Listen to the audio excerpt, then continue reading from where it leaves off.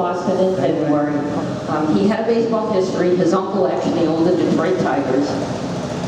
And he buys Fenway Park and the Red Sox for about $1.2 million. And then he puts another $1.5 million into the park.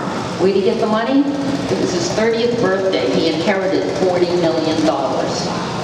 Yeah, that's a lot of money in those days. So he makes 4 major improvements to Fenway Park. He adds these seats that you're sitting in. These seats are 81 years old.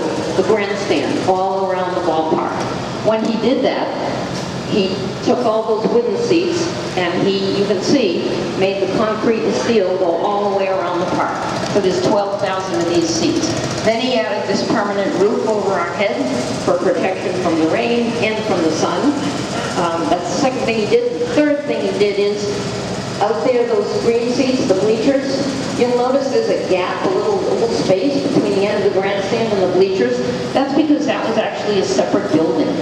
So he buys that area and he puts up 7,500 bleacher seats. We still have the little gap to this day between those seats.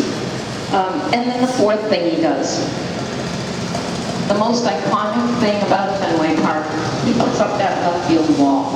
It's 37 feet 2 inches high, perfectly done, and it's 231 feet long. He does that because at the, it was just a little, maybe a 20-foot high wall, but the live ball era was coming into play. People were hitting it over there a lot.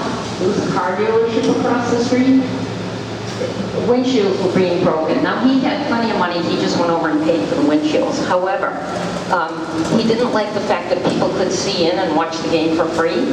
So he said, I'll take care of that. He builds the 37-foot, 2-inch high wall, and he puts up a 23-foot screen to catch the really high home runs.